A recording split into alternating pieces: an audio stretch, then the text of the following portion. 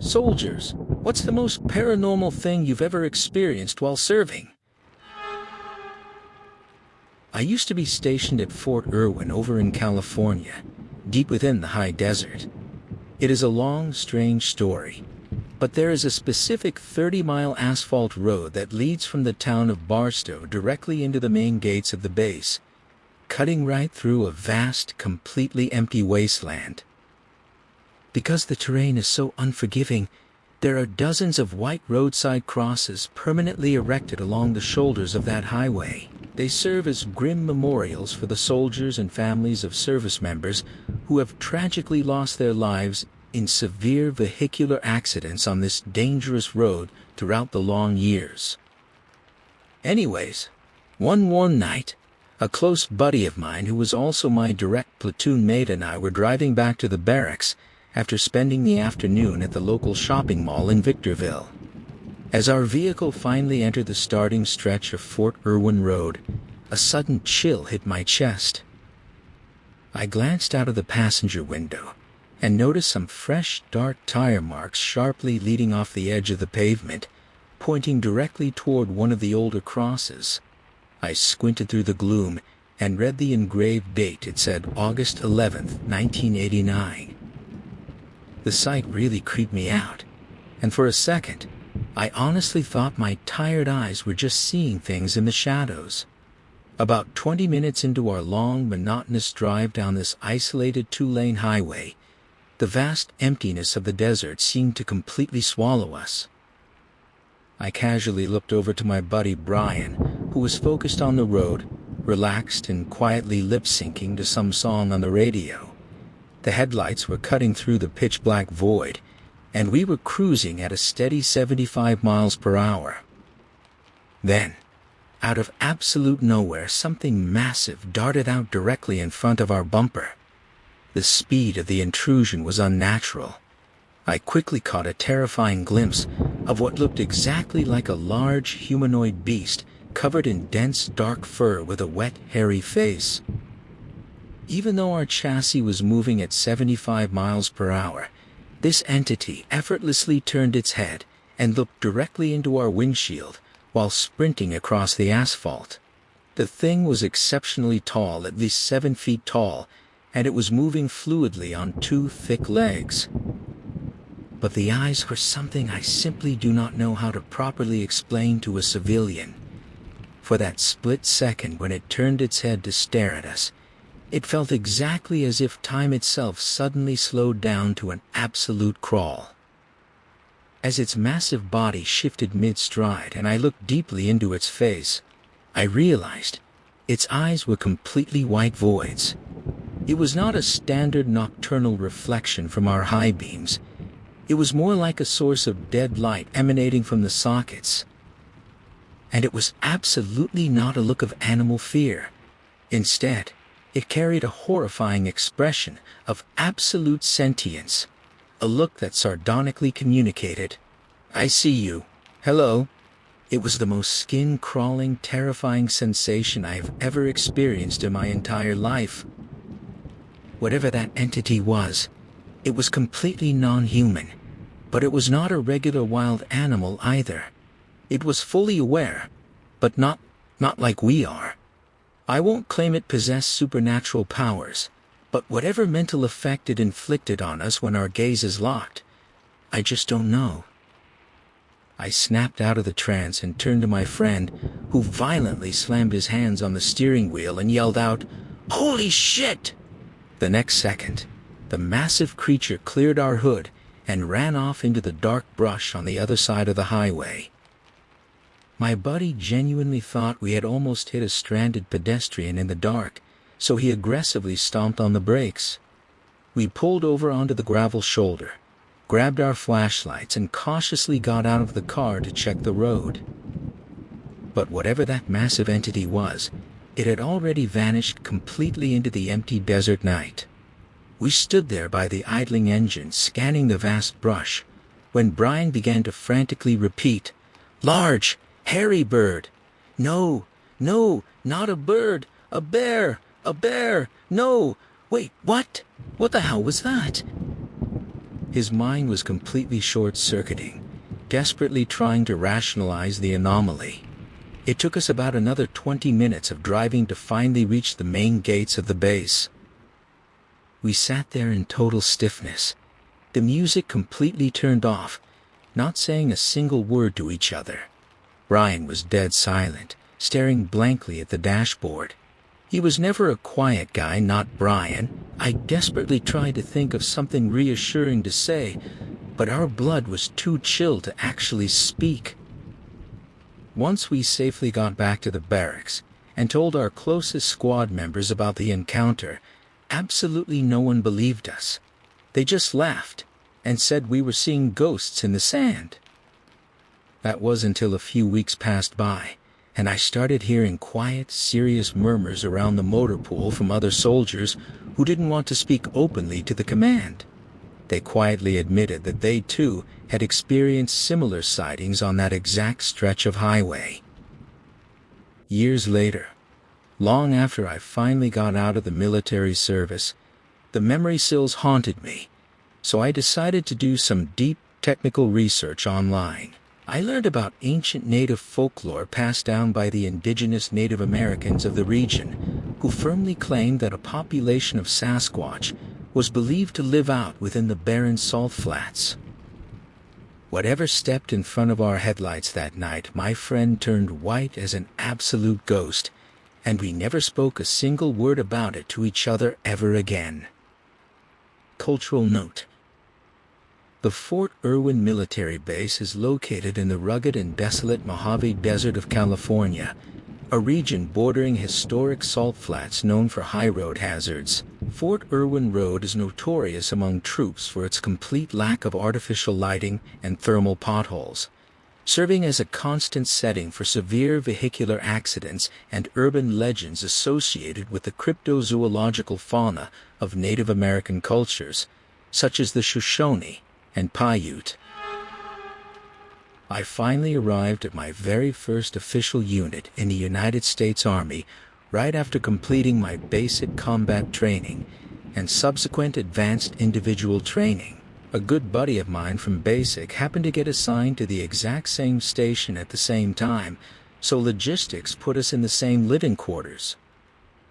The barracks building was only about 3 years old, meaning it was quite modern. The layout featured a 2-bedroom suite with a shared kitchen space on the left side and a full bathroom to the right. My private room was located in the back and to the left, while my homie's room was in the back and to the right. But there was a massive red flag waiting for us on day one. His specific bedroom door had this official, bright yellow United States Army crime scene tape wrapped tightly around all the edges, sealing the frame. Being naturally curious, fresh young privates, we immediately started asking the senior specialists around the floor what that tape was all about. Every single time we brought it up, they would just sardonically skirt around giving any kind of real answer, laugh it off, and quickly fuck off down the hallway. Fast forward a few months into our deployment, my initial roommate officially moved out to a different hallway closer to his platoon sector, and a Navajo buddy of mine from basic combat training moved right in to take the empty room. By this point in time, the mysterious crime scene tape had already been completely removed by command. My new roommate was a traditional Navajo, a fairly spiritual type of guy who deeply respected his cultural heritage. Within just a few weeks of sleeping there, he started calmly telling me that he was constantly getting very odd, heavy feelings emanating from that specific bedroom. I admitted to him that I was also kinda creeped out by the space because of the lingering history of that police tape, but I told him I wasn't terribly worried about it affecting us. Fast forward again. Probably about a full year of us living peacefully in the exact same barrack suite. One morning, my Navajo homie had to leave the facility extra early for a medical appointment. I woke up shortly after his departure to begin my standard Peary physical training grooming routine. As I stepped out into the common area, I noticed his bedroom door was still slightly cracked open about an inch, which was highly unusual for his strict privacy habits. Furthermore, his toothbrush was left sitting completely exposed by the bathroom sink, when he usually kept all his personal hygiene gear meticulously locked away in his own room. I did not think anything malicious of it at the moment, assuming he must have just been in a massive rush to make his formation. I decided to do him a quick solid. I picked up his toothbrush, walked over to place it exactly where it usually sits inside his space, and carefully left the bedroom door in the exact same slightly cracked position as I originally found it. I walked back to the bathroom mirror, applied the cream, and raised my razor to start my morning shave. Suddenly, in the clear reflection of the glass, I watched his heavy bedroom door violently slam wide open, slam completely closed, slam open a second time, and finally settle back into the exact 1-inch cracked position where it started. The physical force behind the movement was absolute, but the suite was completely dead silent.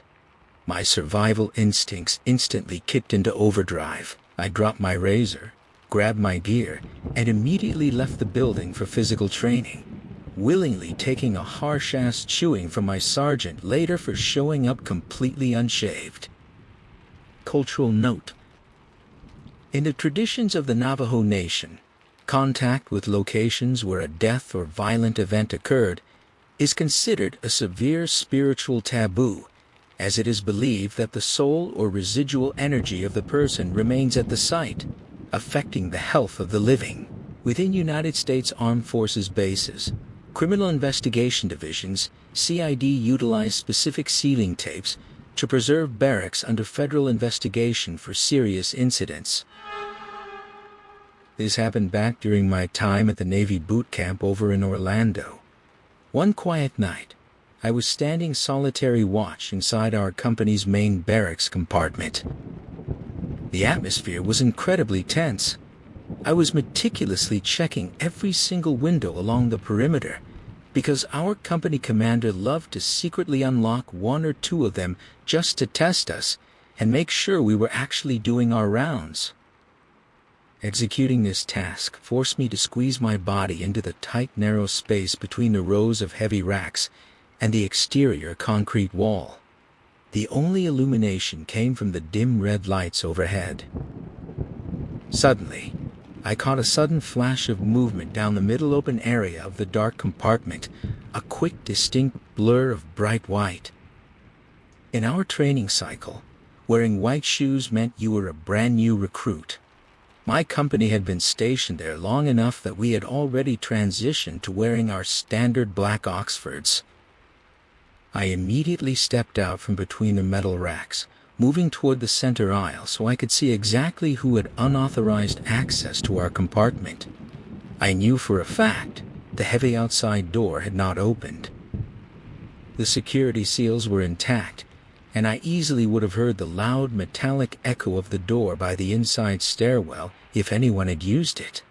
Furthermore, the thick door leading to the laundry facility was completely locked. Standing directly across the wide-open area, right by the opposite row of racks, was a young girl with curly dark hair. She was wearing the exact same female utilities as me, the standard light blue shirt and rigid black pants. But down on her feet, she was wearing those bright white tennis shoes. That meant she had only been on the base for a couple of weeks at most. She turned her head and looked directly at me for a heartbeat or two. Then, she just wasn't there anymore. There was absolutely no physical place for her to go. We were standing right in the dead center of the open compartment, yards away from any exit door, and there was nowhere to hide. I didn't see her sprint, blink, or move at all. She was simply there one exact millisecond and entirely gone the next. The whole incident felt incredibly wrong. Spookier still, years later, I was stationed on a different assignment when our new fireman recruit was casually sharing old boot camp stories. She started talking about standing roving patrol watch back at that same training facility, and how her watch team kept consistently finding a mysterious pair of white sneakers sitting in the middle of a locked laundry room inside an empty, decommissioned compartment. The repetitive discovery completely freaked her and her teammates out. She told me the red security lights always looked noticeably darker and heavier in that specific room. They would frantically execute their safety checks and leave the sector as fast as their boots could carry them. They genuinely thought one of the cruel company commanders was playing a calculated psychological joke on them with the shoes. I listened to her story, a cold sweat breaking out across my neck. I calmly asked her exactly which building, which wing, and which floor she was talking about. The details matched perfectly. It was my exact old training compartment, the very same room where I had locked eyes with a girl in white. Cultural note: the Naval Training Center Orlando, which operated until the late 90s, was historically significant for serving as the United States Navy's primary facility, tasked with mass integrating female recruits into military training regimens. Unlike other bases of that era, Orlando co-located and unified the training of both male and female recruits within the same complex, marking a milestone in the modernization of the armed forces by standardizing rigorous physical, logistical, and disciplinary requirements for all personnel, regardless of gender. One of my old drill sergeants actually shared a deeply creepy story with us from one of his combat deployments downrange in Afghanistan. He served in the light infantry, so being pushed out deep into the hostile field and executing continuous operations for multiple weeks at a time was a common part of his reality. One freezing night, while his unit was holding a remote sector, he was trying to catch some rest inside a tight fighting position he had manually dug into the rough terrain. As he lay there in the dark wrapped in his gear, a strange physical sensation suddenly broke his sleep. He felt something small actively nibbling at his boots, seemingly trying to chew through the heavy material at his feet. He snapped awake, his adrenaline spiking, and violently kicked his leg out to force the intruder off his body. The clouds cleared over the desert moon, and what his eyes witnessed was not an animal, a stray dog, or any known type of local desert marsupial. It was a small, pale, humanoid figure that he could only describe as looking exactly like the creature Gollum from the movies. The entity stared back with wide eyes before darting away into the shadows. However, being out in the harsh field for days with very little sleep, his tactical brain rationalized the event. He chalked the entire disturbing encounter up to exhaustion, assuming his tired mind was just seeing things in the dark. A couple of days later, his platoon was still holding that same rugged sector. He and another infantryman were standing a quiet midnight watch together, scanning the empty landscape for any signs of enemy movement. Suddenly, the other soldier gasped, lowered his weapon slightly, and muttered, "What the fuck is that?" He pointed his finger toward a long, crumbling ancient stone wall situated in the distance. My drill sergeant immediately raised his high-powered military binoculars, focusing the lenses directly on the targeted location. Crawling slowly across the top of that jagged stone wall, completely illuminated by the tactical night vision optics, was the exact same little humanoid creature he had encountered a few nights before. It moved with an unnatural, fluid agility before vanishing into the mountain rocks. These are my father's personal war stories. Before he retired, he served as a hardened drill sergeant in the Taiwanese Marines. He was a no-nonsense military man, but the remote station where he was deployed possessed a deeply dark atmosphere. Much of the natural ground in Taiwan saw extreme violence and bloodshed during historical foreign occupations.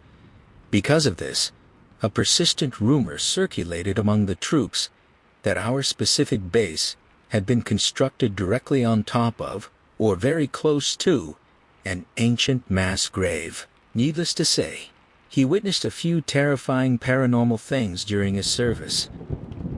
One morning, a young private reported directly to my dad's office, looking completely exhausted and visibly frazzled. The night before, the kid had been assigned to solitary guard duty, overlooking the main firing range. The targets out on the dirt range were a mix of clay and wood figures, cut and painted to look exactly like an enemy soldier, aiming a combat rifle directly at your position. According to the terrified guard, the incident happened around 2 in the morning. He was bored out of his mind, staring blankly over the dark range, when he saw it clear as day. One of the life-sized clay soldiers wearily lowered his rifle, sighed deeply, and exclaimed, "Damn, I am tired." The guard said the sheer horror of hearing a painted clay figure speak caused his chest to tighten, and he passed out cold from fright right inside the guard shack. He was found huddled on the floor at dawn. During the quiet evenings, when the intense daily training schedules were finally over, the drill sergeants mostly had their free time to themselves. My dad had a unique hobby. He liked to go snake hunting during dusk, right when the heat was rising from the soil and the venomous snakes came out of their holes. So one humid evening, he sets out alone into the brush, carrying a canvas bag, a nice long walking stick, and a standard military flashlight. As he was making his way across the open field, executing a precise zigzag search pattern, he found himself drifting closer and closer to an old, decrepit outhouse. The structure had been completely abandoned for decades because it was situated way too far from the main base perimeter. As he got within a few yards of the wooden frame, he was suddenly hit with a heavy, unexplainable feeling of absolute apprehension. A Sill's physical warning in his gut told him that going near that outhouse was a very bad idea. At that exact millisecond, his flashlight, which was aimed right at the rotten wood construct, went completely dead. He fiddled with the casing, smacked the metal body against his palm, and thought, "Fuck, I better get a new battery." He pivoted on his heels to head back to the barracks. The very moment his body turned and faced the direction of the main base, the flashlight instantly flickered back on with full power.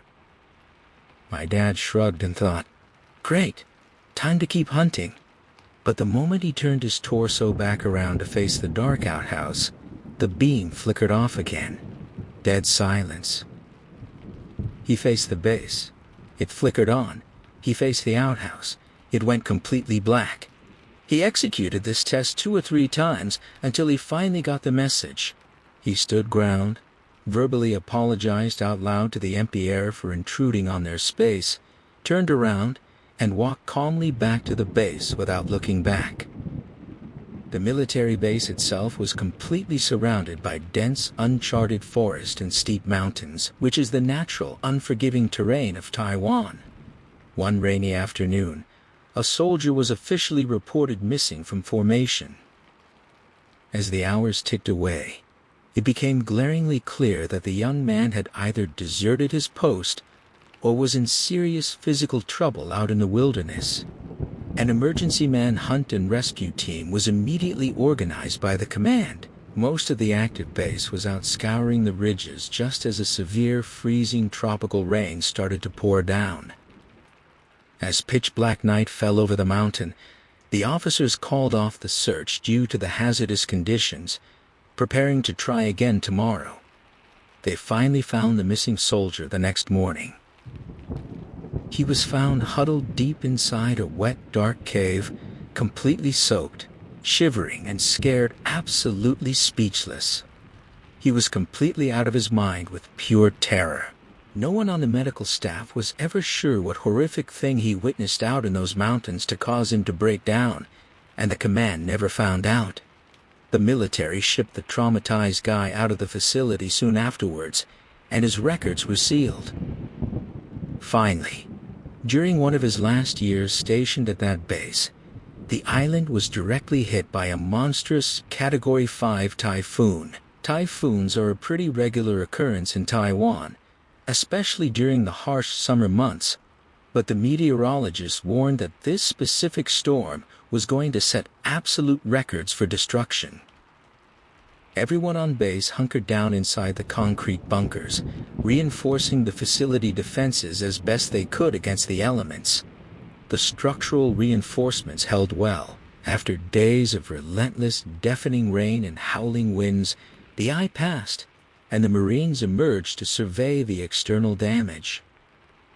One of the ancient trees on the base grounds had been hundreds of years old. It sat majestically on a high hill overlooking the entire base, and because of its age, it had been the sacred site of a small Buddhist shrine nestled deeply at its massive roots. Now, the ancient roots were twisted and turned violently into the open air. The brute force of the storm had completely torn the massive tree from the earth and hurled it down the ridge. And yet, against all laws of physics, the delicate stone shrine itself was completely untouched. Even the bright red silk covering on the altar, which had absolutely nothing weighing it down, had not moved a single inch despite the catastrophic winds that had just obliterated a hundreds of years old tree. The battle hardened. Soldiers took this unnatural sight as a profound sign from the universe that despite whatever chaos would be thrown against them in the line of duty, their inner military spirit would remain completely strong, protected, and unmoved. Cultural note: in the spiritual traditions of Taiwan and general Buddhism, ancient trees are often considered homes to nature spirits or local guardians, which is why it is common to build altars within their roots. For Taiwanese soldiers, the fact that an altar survived intact through a Category 5 typhoon carries a deep symbolic and religious weight of active spiritual protection. This is an absolute true story that happened to my father.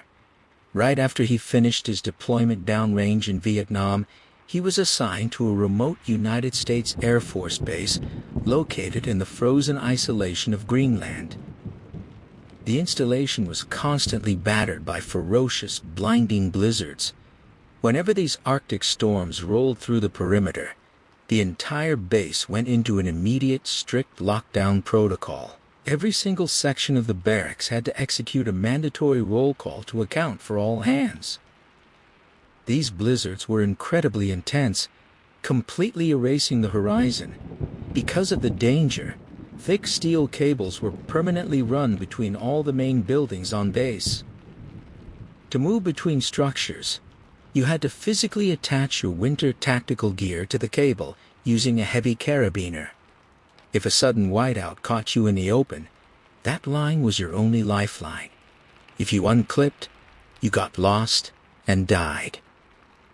My father said they literally had service members lose their orientation and freeze to death a mere 20 meters away from the main shelter. The weather was a brutal, unforgiving enemy. He recalled that for about 5 consecutive months, every single time the base commander ordered a severe weather lockdown, a chilling phenomenon would occur. Everyone inside the barracks would hear a horrendous, agonizing screaming echoing through the storm outside. It was a deeply unnatural sound that bypasses human logic. However, since every single soul on base was already accounted for during the emergency roll call, they absolutely refused to risk sending a search team out into the blinding snow to investigate. The leadership initially wrote it off as a confused Arctic animal or a trick of the wind, but the screaming was only the prologue to something much worse. Every single time those screams were heard in the dark, the main engine maintenance room would be completely wrecked by morning. The destruction inside was systematic and violent. Heavy tools were scattered everywhere across the concrete. Classified maintenance paperwork was strewn all over the floor, and heavy steel workbenches and toolboxes were completely knocked over.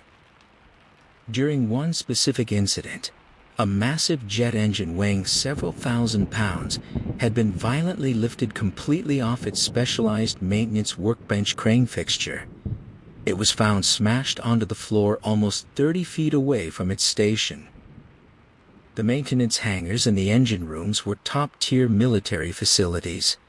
They were heavily equipped with surveillance cameras covering every single possible entrance and exit, backed by high-intensity spotlights that made the footage crystal clear even during a total whiteout.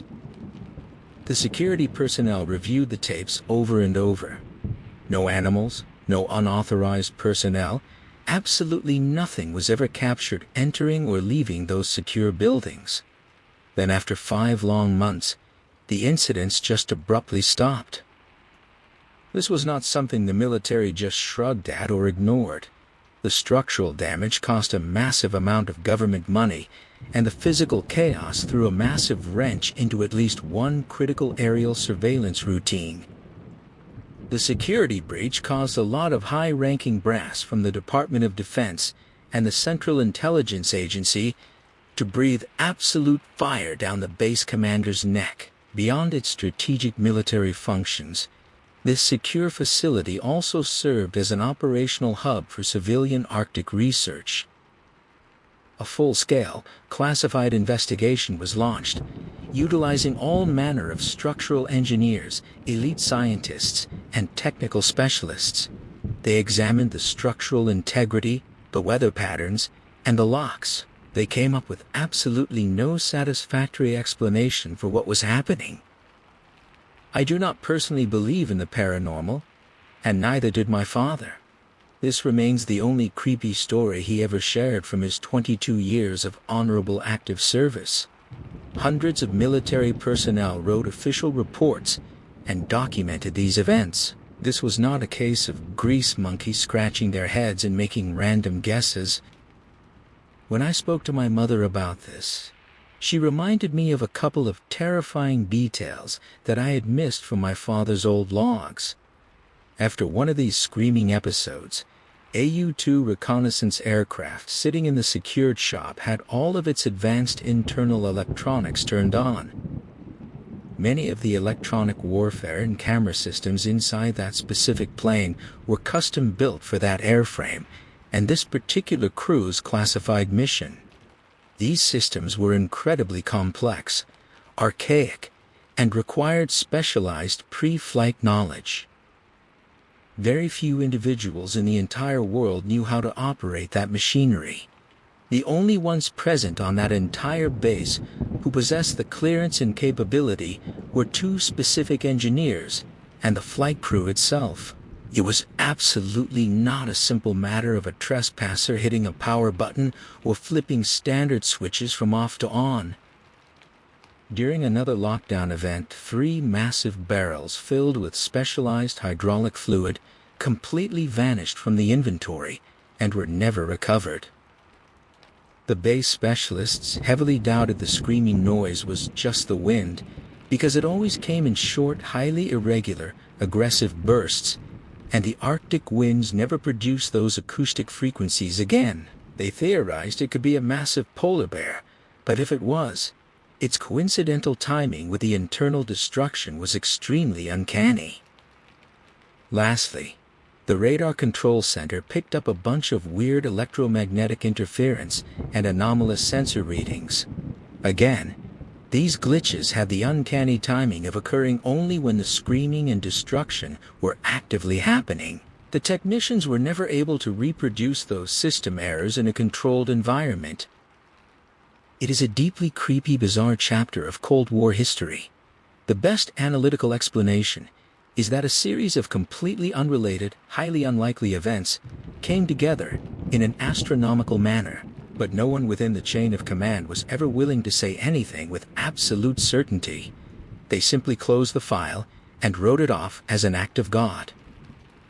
Cultural note: during the Cold War, remote installations in Greenland, such as Thule Air Base, played a critical role in the United States military infrastructure, housing the ballistic missile early warning system and hosting covert projects like Project Iceworm.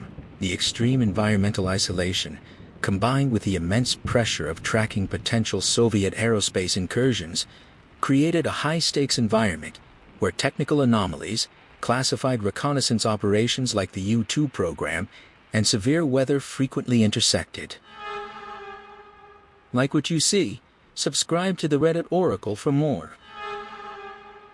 I am currently stationed on a massive United States aircraft carrier that was officially commissioned back in the year 1977. Let me tell you, there is absolutely never a lack of pure creepiness on that floating metal beast once night falls over the ocean. I work active security on the ship during the graveyard shift, and our division rotates from nights to days every so often. I vividly remember one particular night when my buddy was heading up toward the flight deck. He was carrying his service rifle all the way from where our secure armory is located up to the main flight deck, which is a vertical difference of 5 stories. On a vessel this size, that is a massive amount of distance to travel completely alone in the dark. So, he finally gets to a deep, isolated sector of the boat that is almost pitch black, just 1 story down from the open flight deck. Out of absolute nowhere, he distinctly hears heavy footsteps echoing on the steel plates directly behind him. He immediately stops and looks back, but the narrow corridor is completely empty. He picks up his pace to get out of there, and as he accelerates, he hears those exact same heavy footsteps matching his speed. He whips his head back a second time, and this time, his eyes catch a dark, solid figure standing about 30 feet behind him in the shadows. At that exact millisecond, his survival switch turns on, and he starts briskly jogging up the passageway. He then hears the phantom footsteps also aggressively pick up the pace, completely sprinting after him. Panic takes over. He dead sprints up the very last flight of steep metal stairs, bursts onto the flight deck, and hustles over to where the rest of our security team was stationed on the front of the ship. The guy was visibly hyperventilating, his hands trembling violently as he explained what had just hunted him in the dark. We strictly stay away from that specific sector of the ship now. Other than that encounter, down on the absolute 7th deck of the vessel, there are massive, heavily reinforced munitions storage areas.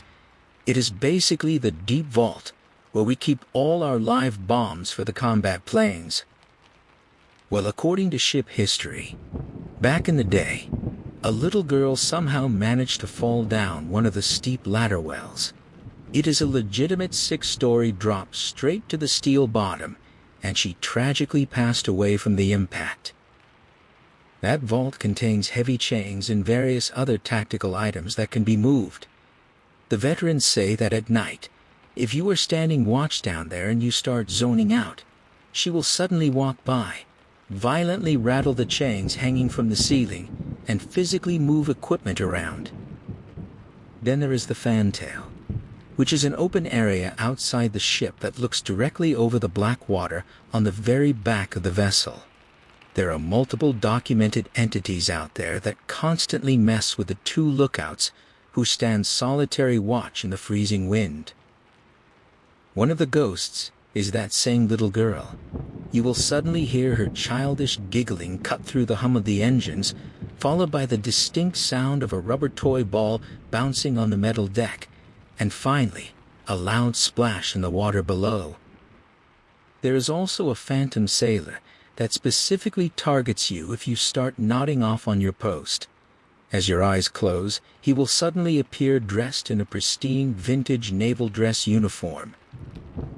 He will firmly tap you on the shoulder, look you dead in the eye, and whisper, "Don't report this."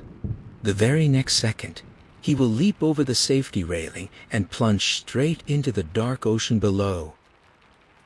If you are ever completely alone in certain deep sectors of this ship at night, it is a constant, suffocating feeling of being watched by something unseen. At the time of this incident, I was working the grueling night shifts in a highly secured munitions storage area, which was completely fenced off with layers of heavy barbed wire. The entire property is pretty massive and spread out, featuring multiple concrete structures, and it was definitely large enough that you generally had to drive a vehicle around just to get from one building to another. Due to the high-stakes nature of the job and strict military safety regulations regarding explosives, the buildings are constructed with significant clear space between them to prevent any chain reactions. Anyways, the only military personnel inside the bomb dump on this particular night were the roughly 8 or so of us in my specific shop, and one lonely guy holding down the fort in the control building. He was stationed in a completely separate facility, and we maintained a direct communication line to him on a secure landline, what we called the bat phone. This happened during the peak of summer in South Carolina, around 2 or 3 in the morning, so the heavy night air was incredibly warm and very, very still. There was absolutely no breeze at all outside, and we had the main break room door wide open to catch some air while we relaxed and watched a movie. Now, the persistent rumor around the base was that the small building we worked out of had been originally constructed by German prisoners of war during World War II, and I know for a fact that there were historical labor detachments there back then. The layout was small, consisting of a main break room, a small dispatch office accessible through a central doorway, and a couple of private offices branching off of that main space. There were only 2 exterior doors on the building. One was located right in the break room, and the other was on the exact same side of the building inside the dispatch office, positioned roughly 20 to 30 feet away from each other. Both of these heavy doors were equipped with internal emergency push bars, but only the break room door could actually be opened from the outside. The dispatch door's external latch mechanism was completely busted, meaning only the internal push bar worked to exit the building. Well, every single one of us, minus the lone guy locked down in the separate control building, was sitting together in the break room when suddenly a loud ka-thunk echoed as shit from the dispatch door in the next room. The heavy metallic sound shattered the quiet. It was exactly as if someone was rushing through the corridor in a panic, slammed their full physical weight against the emergency push bar, and the door swung wide open. We heard it hang on its hinges, and then swing back shut after a couple of seconds with a deafening slam. We all instantly stopped talking and looked at each other like, "What the fuck?" Our survival instincts kicked in, and we immediately moved to check it out. We always kept heavy-duty mag lights stowed inside our crew books, so a few guys grabbed their flashlights and split up to sweep the exterior of the building from both directions. Meanwhile, another guy quickly grabbed the bat phone to call the controller. The guy picked up almost instantly and vehemently denied that he was fucking with us or playing a psychological joke. There was absolutely no logical way he could have messed with our door and made it back to his command desk in time, let alone executing the prank without being seen or heard in the dark. Anyone with actual field experience knows how sound carries at 3 in the morning during a quiet South Carolina summer. The silence is so absolute that you could easily hear the tiny high-pitched beeps from security code keys being pressed on pads hundreds of yards away. No joke. There was no way he hoofed it back to his building anywhere near fast enough, navigated the concrete halls, punched in his master security code, and got to the receiver in time. But the specific detail that completely got to me, and sills makes my skin crawl, was that damned metal push bar. The door simply did not open from the outside under any circumstances, and we all clearly heard that internal bar get pushed in hard, the door swing wide open, hang there in the warm night air for a couple of seconds, and then violently shut. And remember, there was absolutely no breeze outside that night. Had there been some supernatural draft, it would have blown straight past us first, since we were sitting right in front of the only other open door. It was fucking weird. As an aside to that night, there would be random times during my deployment that I would have to drive out alone to pick up a cargo trailer behind one of the other maintenance shops at the far end of the bomb dump. As soon as I stepped out of my truck cab to do my physical inventory, I would instantly get a super bad vibe. I am talking about a deep physical case of the heebie-jeebies like no other. As best I can describe the sensation, it felt like a heavy unseen presence was hovering right above and behind my neck, and it just seethed pure, unadulterated anger, rage, and hate toward me for being there. The suffocating feeling would not go away until about 15 minutes after I got back into my truck and drove far away from that specific structure. One night, another driver who had arrived at the lot shortly before I did to hitch a trailer looked at me and asked if I ever felt a weird, menacing presence out there. Sure as shit I did, so I know for a fact that at least one other service member completely corroborated the terror. All of these anomalous events took place on the midnight shift, which ran strictly from 11 at night to 7:30 in the morning. I heard a few other veteran stories about weird, spooky shit that would happen across the base at night, but since they are not my personal experiences, I cannot vouch for their absolute veracity. The only other unexplainable thing that happened to me there occurred while driving near the perimeter. I swear my eyes caught the clear, solid silhouette of a man walking in an open field between the earth-covered munitions igloos. As I turned my head to punch my master gate code into the security panel, in the corner of my eye, I distinctly caught the physical motion of two legs and an arm sticking out, frozen like someone captured mid-stride. When I quickly snapped my head back to look directly at the spot, it was just an empty, silent grass field. That particular sighting could have easily been my tired mind playing a trick on me during the long watch. But man, that entire base could be fucking creepy. It has been damn near 15 years since I finished my service there, but it still gives me cold chills to think about it. Cultural note: munition storage areas on United States military installations, often referred to as bomb dumps or igloo fields, are heavily regulated tactical zones designed with earthen berms and reinforced concrete bunkers to isolate explosive hazards. During World War II, several military bases in the southeastern United States, including areas in South Carolina, actively housed camps for German prisoners of war. These POWs were utilized as labor units for local infrastructure and heavy-duty storage bunkers. I was a submariner for several years. Let me tell you, there are very few things in this world as completely unnerving as walking through a dark engine room alone from 23:30 to 05:30 while standing the graveyard watch. When the nuclear boat is largely shut down in port, the lower decks become an incredibly quiet, suffocating place. The roving watchstanders usually make it an hourly game to speed through their official log rounds as fast as humanly possible, especially when navigating the deep, narrow spaces of the lower levels. During one particular in-port period, our boat was moored tightly at Pearl Harbor. After a few days, a few crew members started complaining about a real, persistent feeling of uneasy dread while working near the stern. I was standing the midnight watch as the official SEO one evening, keeping a close eye on the dials.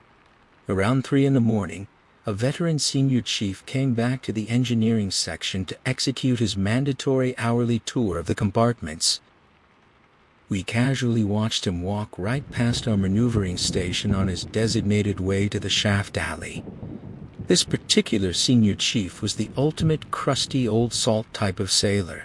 He was completely hardened by decades of service and would usually spend a bit of his free time just sitting quietly in the lower levels of the engine room alone to contemplate life. So we expected him to be gone for quite a while. What we did not expect under any circumstances was for him to literally sprint back into the maneuvering area just a few minutes later. The man was completely pale-faced, shaking and breathing heavily. My watch team immediately sat up straight, our eyes growing as wide as his.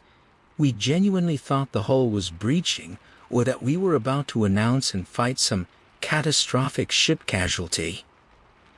Instead, he heavily slumps into the main Edo chair. A few tense, dead, silent moments go by. We are on absolute pins and needles waiting for an explanation. He finally opens his mouth, his voice trembling, and tells us about the fucking ghost in Shaft Alley. He swears on his career that a random sailor casually passed right by his position as he was sitting on a metal trash can in the narrow Shaft Alley corridor.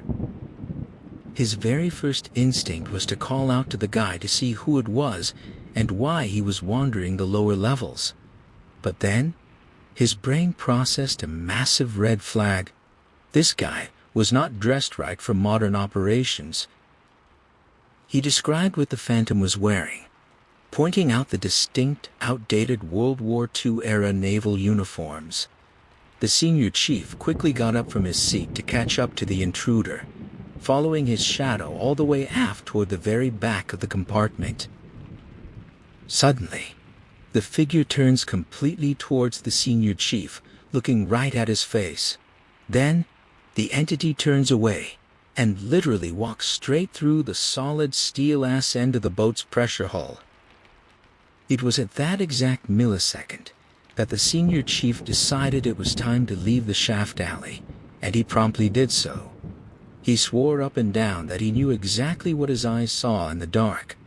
As for me, I sure as hell was not about to leave the safety of the maneuvering room that night to go find out for myself.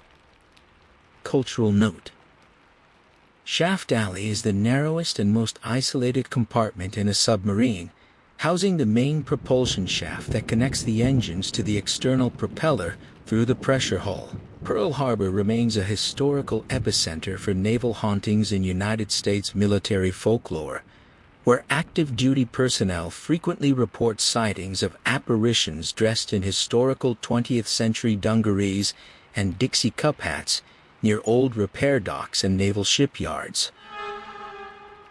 As a young Marine, I used to regularly draw the dreaded graveyard patrol shift at the Beirut bombing memorial. Part of this expansive facility is formally dedicated to a solemn older veteran cemetery. Oddly enough, I never actually got freaked out about being completely alone in a remote burial ground in the absolute dead of night. The entire property was surrounded by thick, dense woods on all sides, blocking out any city light. To be completely honest, it was usually kind of peaceful out there under the stars. However, one specific night, the entire atmosphere shifted. I was executing my standard foot patrol near the western perimeter fence, right where some of the oldest headstones are located. Out of absolute nowhere, the crisp night air carried the distinct sound of a woman softly humming a melody. I immediately stopped gripping my flashlight. I slowly followed the source of the acoustic signal and noticed a strange light glowing through the heavy vines and thick brush of a large, mature oak tree. As I stepped off the main path, I could literally feel the hairs on my arms beginning to lift, exactly as if there was a heavy electric current coursing through the air. I extended my hand, nervously pushing aside the thick, wet brush, and what my eyes witnessed nearly took my breath away. It was an old, weathered headstone with a large, traditional cross deeply etched into the solid marble. Only the cross itself was glowing with a bright, incredibly vivid neon blue light, casting an unnatural luminescence onto the grass. At that exact millisecond, the mysterious humming grew significantly louder, developing a weird plurality to it, like the melody was coming from hundreds of distinct voices chanting all at once. Needless to say, my military training completely went out the window, and I freaked the fuck out. I screamed out loud like a terrified little girl, spun on my heels, and sprinted with all my might back to the safety of the main parking lot. My heart was hammering against my ribs as I grabbed my radio. I contacted the guard who was scheduled to relieve me from duty later, and practically forced him to drive out and swap shifts with me early. I spent the remaining hours of that exhausting shift locked securely inside the warm cab of his utility truck. I do not think he believed a single word of my panicked explanation, but he chose to stay in his vehicle with me, completely refusing to go out on foot patrol until the sun was fully up over the tree line. A few days later, during a bright morning shift, I finally worked up the nerve to return to that exact sector of the graveyard. As I half expected, in the clear light of day, it was a completely mundane, unremarkable headstone. There was no name engraved on the surface, only the aforementioned cross. I carefully ran my bare hands over the cold stone, checking the edges to see if there was some sort of hidden solar panel, wires, or an experimental light source. But no, it was just plain, solid, ordinary marble. The chilling humming sound was entirely gone too. I eventually returned to my normal night rotation at the memorial, but I never again experienced anything out of the ordinary. I never learned whose final resting place that was either, but I still find myself thinking about that glowing structure from time to time. It certainly sounds completely absurd when I say it out loud to civilians, and I suppose it could have been a vivid hallucination or a trick of my tired, sleep-deprived brain, but deep down, I do not believe it was an illusion. I think it was entirely real, a spirit of some sort, but I do not think it was malevolent at all. Cultural note: the Beirut Bombing Memorial, located outside the Camp Lejeune Marine Corps Base in North Carolina, honors the 241 American servicemen killed in the 1983 barracks bombing. Military personnel assigned to guard details or fire watch rotations in isolated installations frequently report severe psychological tension due to the combination of high-stakes alertness, absolute auditory isolation, and the deep emotional history connected to veteran burial grounds. I have a deeply disturbing story that was passed down to me directly by my non-commissioned officer back during my intensive infantry training school for the Marine Corps. My sergeant was a hardened combat veteran, but this specific encounter completely shook his understanding of reality. Years prior, my sergeant was deployed downrange in Iraq, pulling a grueling security rotation at a tactical checkpoint set up near an old, heavily damaged train station. The night air was thick with dust and absolute silence. Suddenly, out of the dark perimeter, the silhouette of a solitary Marine carrying a heavy squad automatic weapon comes walking straight towards their position. The team instantly locked eyes, their survival instincts kicking into high gear. They could tell by his gear and posture that he was undeniably a fellow Marine, but operating completely solo in a hostile war zone was a massive red flag. Following strict operational protocol, they firmly ordered him to halt and demanded he give them his specialized battle roster number, the unique identification sequence you are assigned when you are deployed overseas. Without a single second of hesitation, the solitary soldier called out his number through the dark and slowly moved forward to join them behind the barricades. When he finally got to their defensive line, my sergeant and his team began talking about the ongoing conflict and just shooting the shit to pass the time. The guy seemed sills, quiet, and wore an unreadable expression under his helmet. After a short conversation, the mysterious Marine adjusted his weapon straps, looked toward the empty tracks, and casually muttered, "I gotta get back to my guys." He then turned around and walked right back into the pitch-black desert night.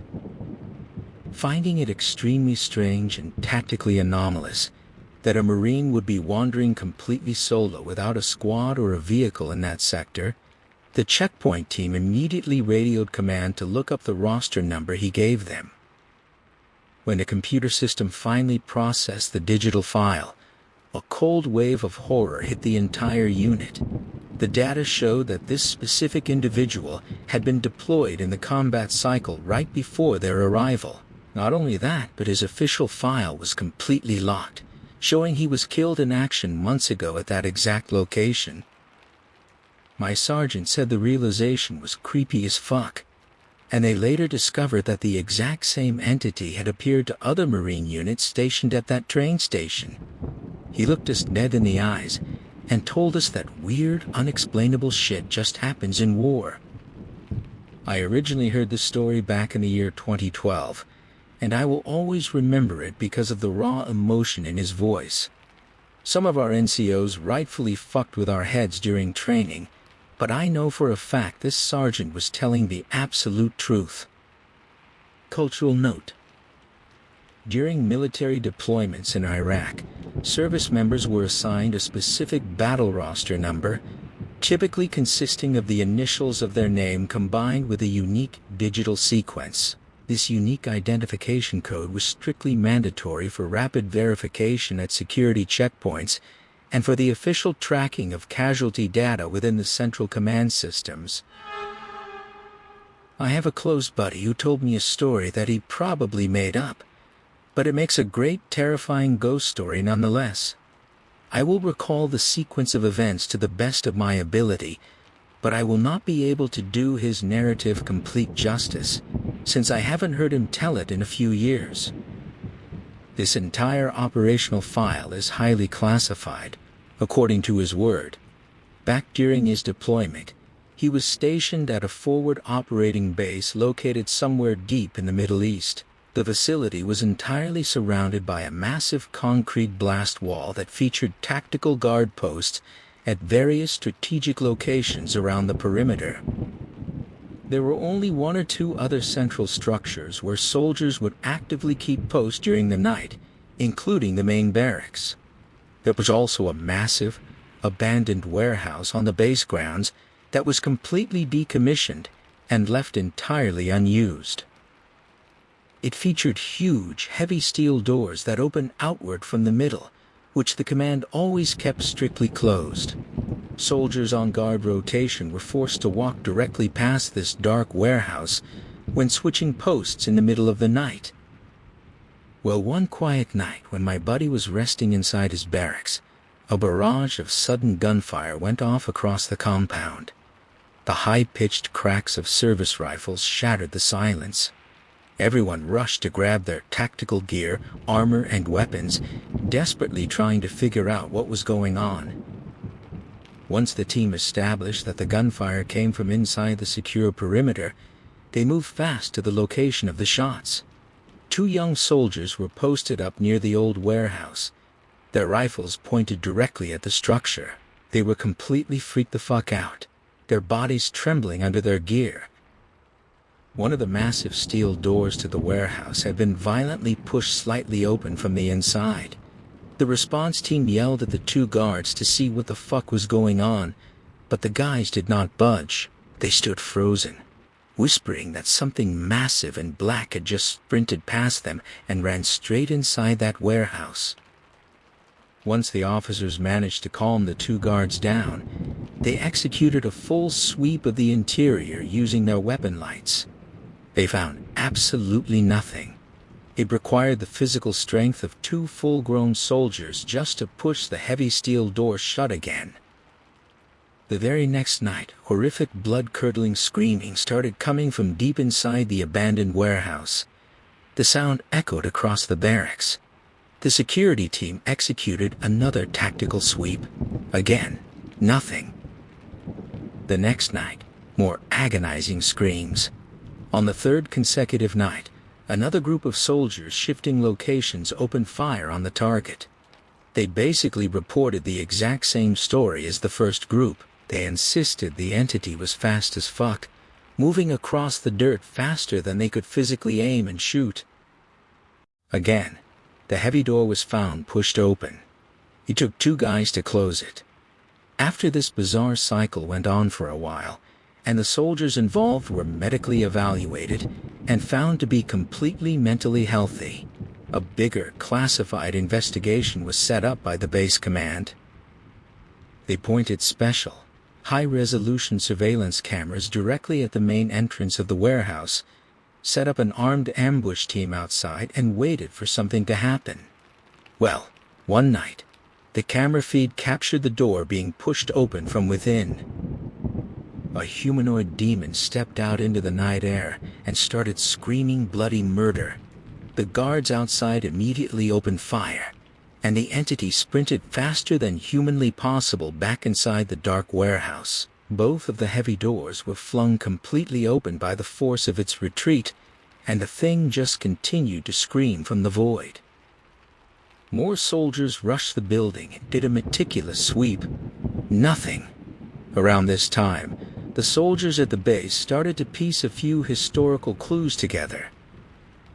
They had always known that the local civilian village near the base adhered to a strict, self-imposed curfew.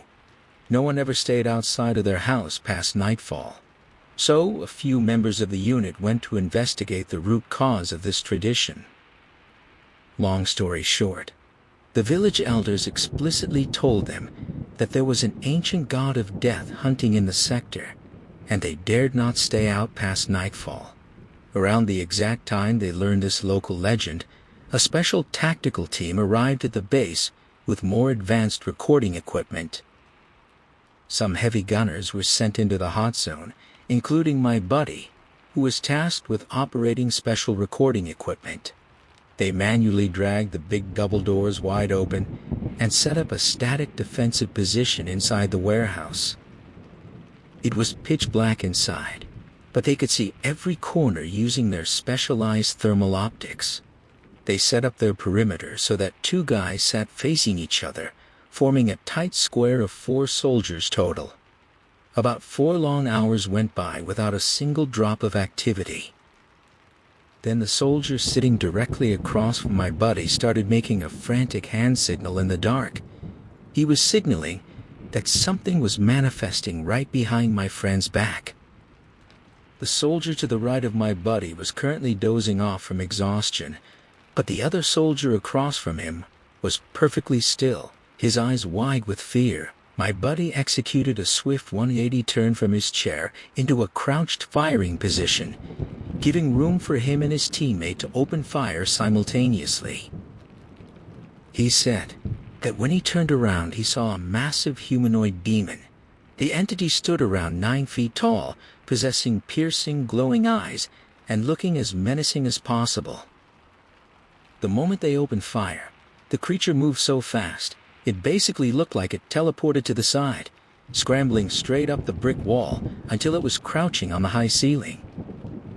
They continued to dump rounds into the roof, but the entity was too fast, constantly shifting positions and appearing directly behind each of the soldiers, endangering their crossfire. Realizing they were completely outmatched, the soldiers grabbed their recording equipment and abandoned the building in a panic.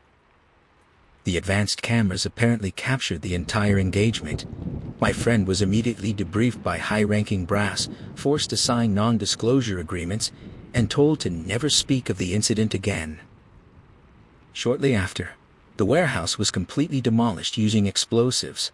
The villagers related the demon to an old forgotten mass grave located near the base perimeter. Following these events, the command ordered the site to be dug up, and everyone discovered inside was given a proper, dignified burial. I without a doubt did not recall every single specific detail correctly, as his original version possessed way more technical depth, but the way my buddy tells this story is so convincing and detailed that it is hard not to believe him, even if the events are so incredible that they are hard to process at the exact same time.